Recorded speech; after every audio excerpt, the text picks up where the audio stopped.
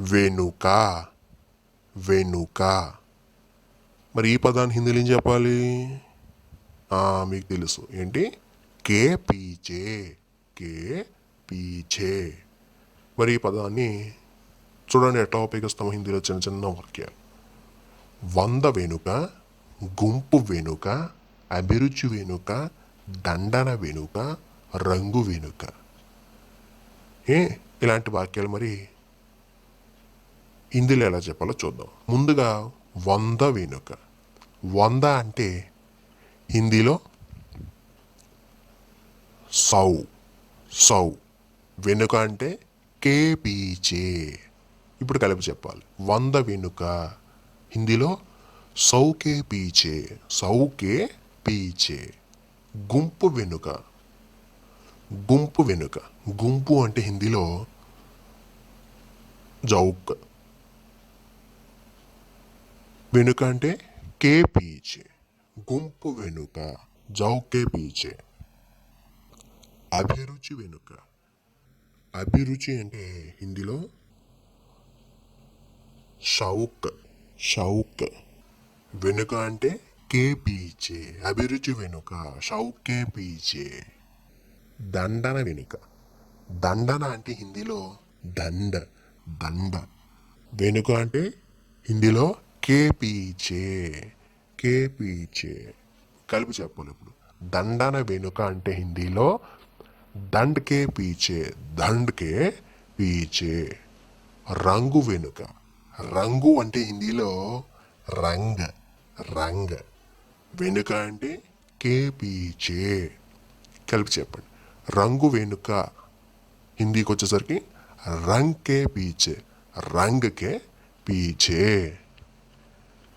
Next వద్ద. వద్ద. వద్ద అంటే హిందీలో కే పాస్. కే పాస్ లేదా మే. అవునా?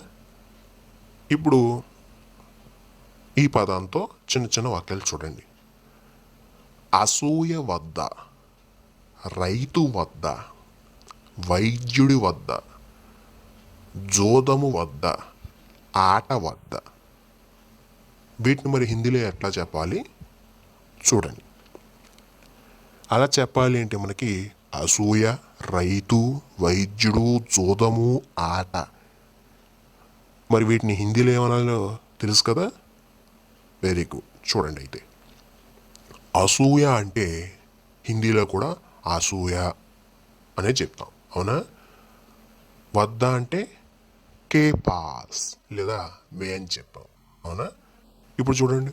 అసూయ వద్ద హిందీకి వచ్చేసరికి అసూయాకే పాస్. అసూయాకే పాస్. రైతు వద్ద. రైతు అంటే హిందీలో కిసాన్. కిసాన్. వద్ద అంటే కే పాస్. కే పాస్. రైతు వద్ద హిందీలో కిసాన్ కే పాస్. కిసాన్ కే పాస్. వైద్యుడి వద్ద. వైద్యుడి వద్ద. వైద్యుడు అంటే హిందీలో హకీం. హకీం. లేదా వైద్యుడు అనే పదం గుర్తులేదనుకోండి, ఇంగ్లీష్లో డాక్టర్ అని పెట్టేయండి. అంటే డాక్టర్ వద్ద అంటే హిందీలో డాక్టర్ కే పాస్. డాక్టర్ కే పాస్. జోదము వద్ద. జోదము వద్ద. జోదము అంటే హిందీలో జువా. జువా.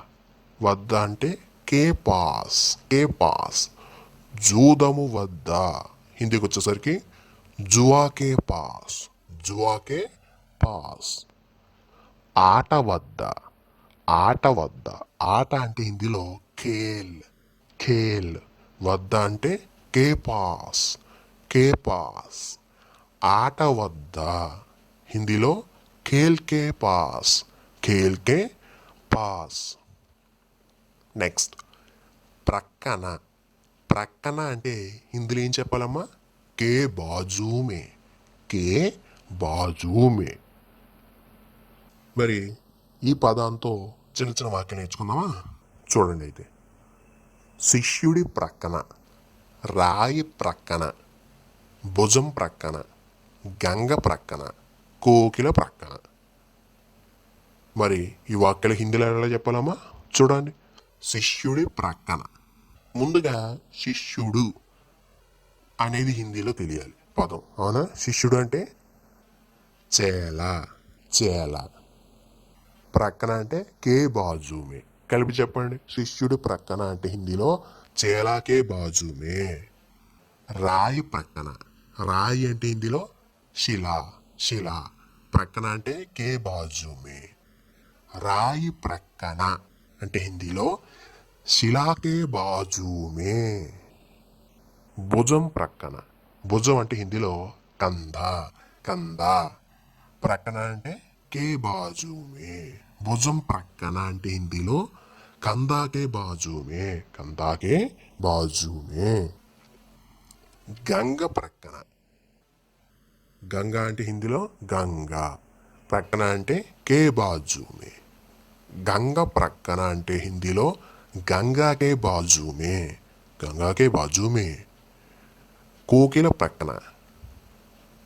కోకిల అంటే హిందీలో కోకిల్, కోకిల్. ప్రక్కన అంటే కే బాజుమే. కలిపి చెప్పండి. కోకిల ప్రక్కన అంటే హిందీలో కోకిల్ కే బాజుమే, కోకిల్ కే బాజుమే. నెక్స్ట్ గురించి.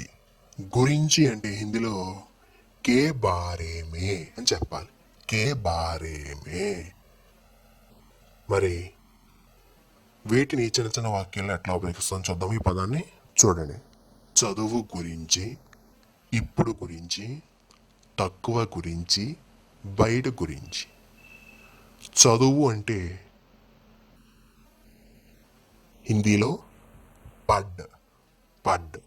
గురించి అంటే కే బారేమే, కే బారేమే. కలిపి చెప్పండి. చదువు గురించి హిందీలో పడ్ కే బారేమే, పడ్ కే బారేమే.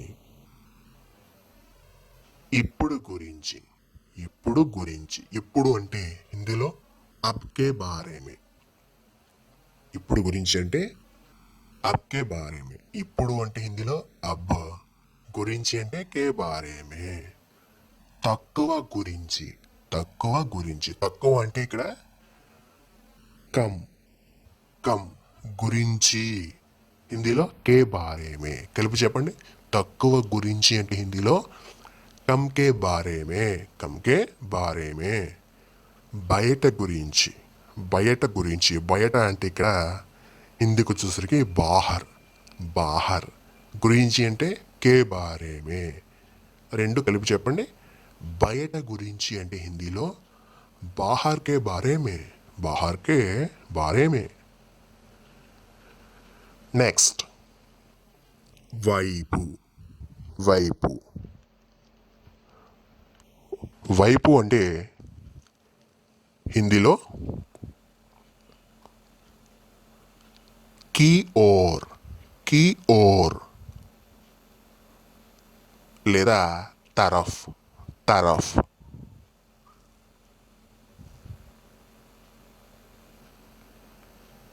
మరి ఈ పదాన్ని చిన్న చిన్న వాక్యాల్లో ఎట్లా ఉపయోగించాలో చూద్దాం. చూడండి ఇక్కడ. వీధి వైపు, ఆభరణం వైపు, నావ వైపు, గది వైపు, గోడ వైపు. మరి ఈ వాక్యాలని హిందీలో చూడండి ఎట్లా ఉపయోగిస్తాము. ముందుగా వీధి వైపు. వీధి అంటే హిందీలో గలీ, గలీ.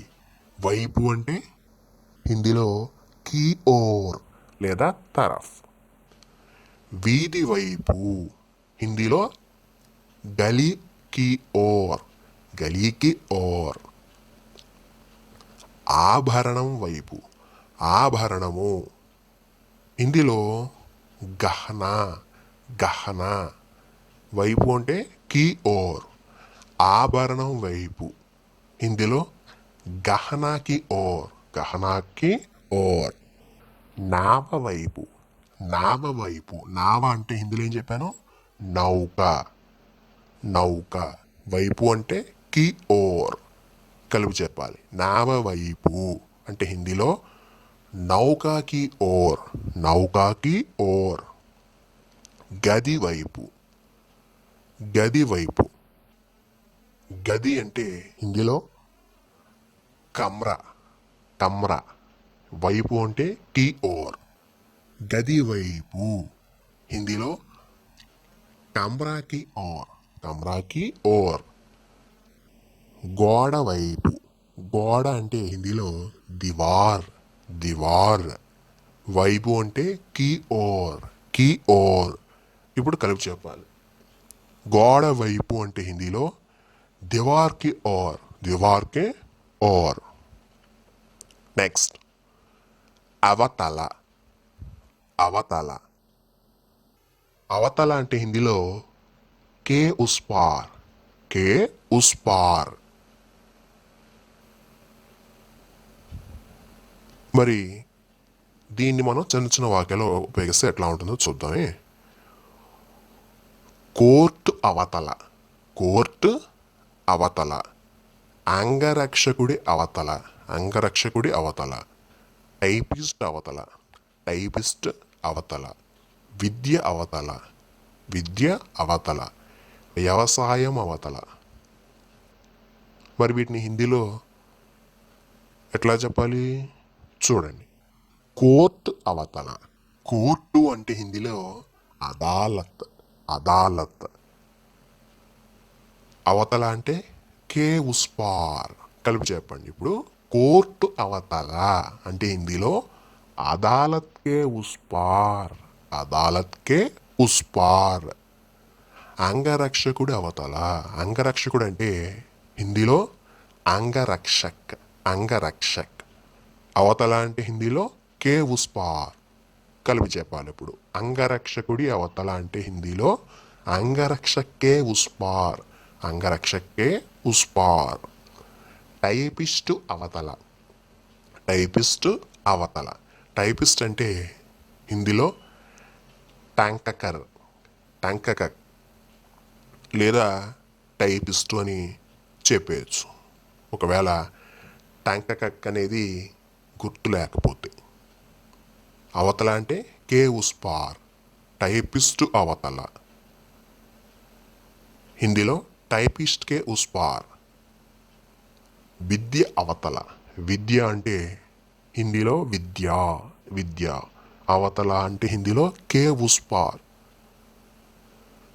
కలిపి చెప్పండి. విద్య అవతల అంటే హిందీలో విద్యాకే ఉస్ పార్.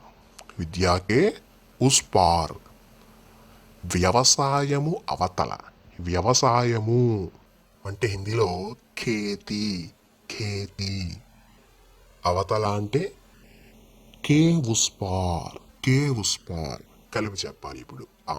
వ్యవసాయము అవతల అంటే హిందీలో ఖేతీ కే ఉస్ పార్.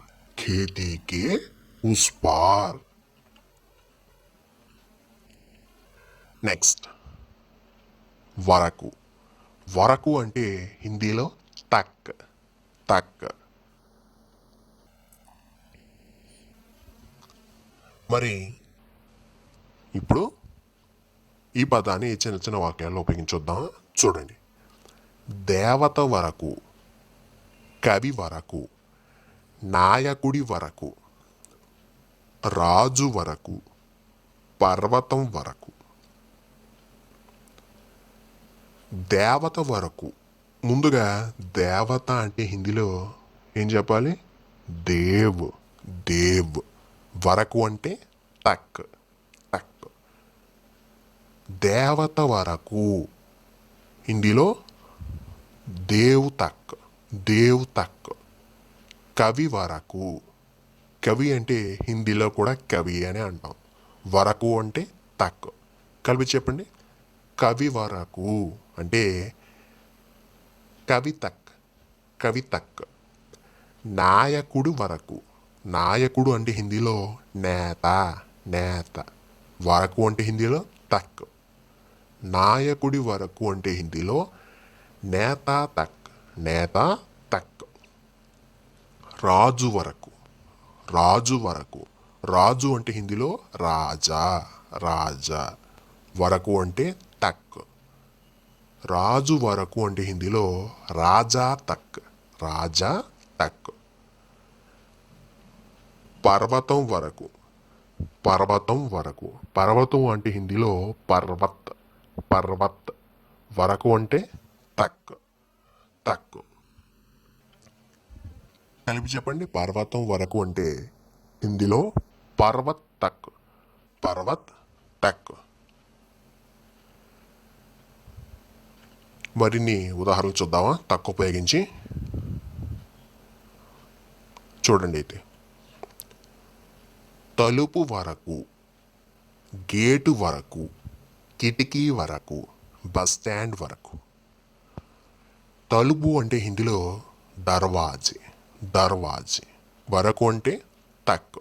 కలిపి చెప్పండి.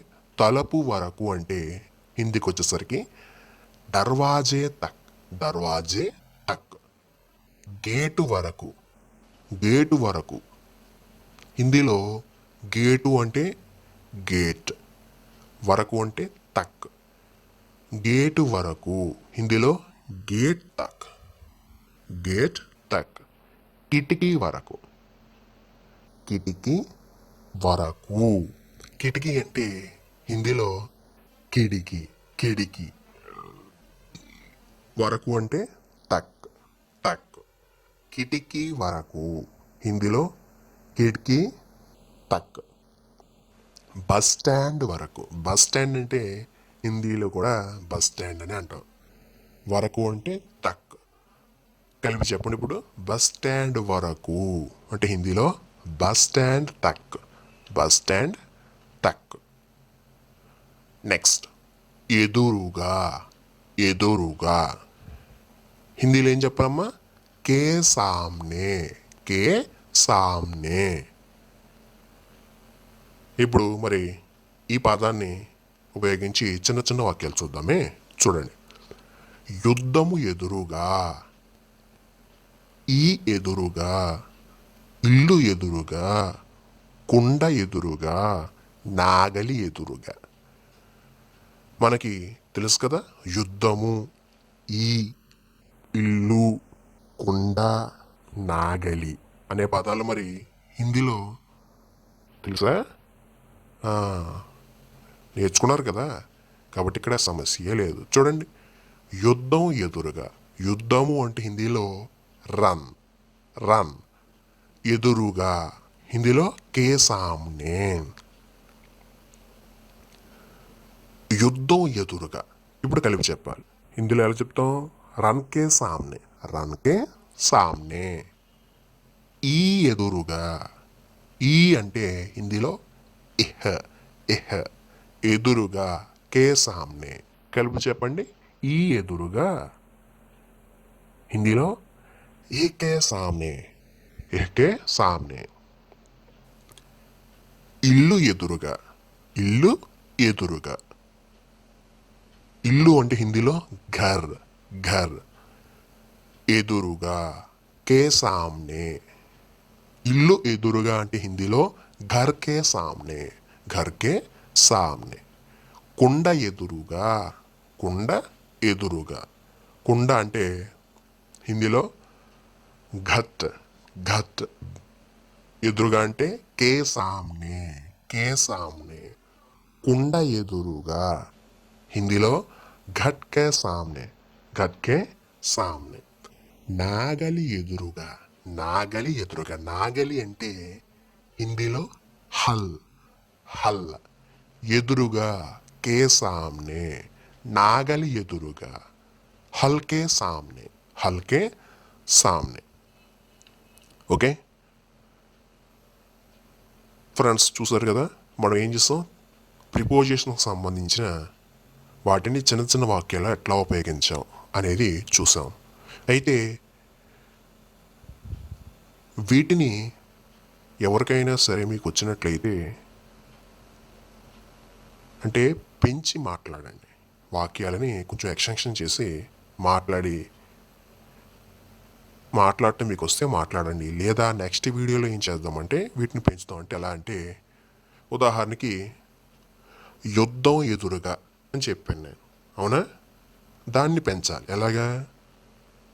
నేను యుద్ధం ఎదురుగా ఉన్నాను, నేను ఈ రోజు ఉదయం ఎదురుగుండా ఉన్నాను. ఇల్లు ఎదురుగా అని చెప్పాను. నేను మీ ఇల్లు ఎదురుగా ఉన్నాను. అలానే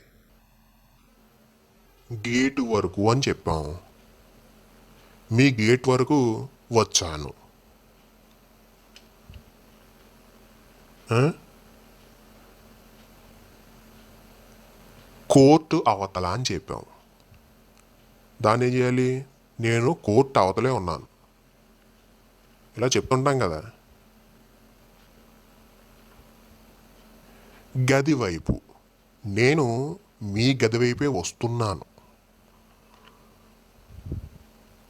చదువు గురించి, నేను నీ చదువు గురించి అడుగుతున్నాను. శిష్యుడు ప్రక్కన, నేను నా శిష్యుడు ప్రక్కనే ఉన్నాను.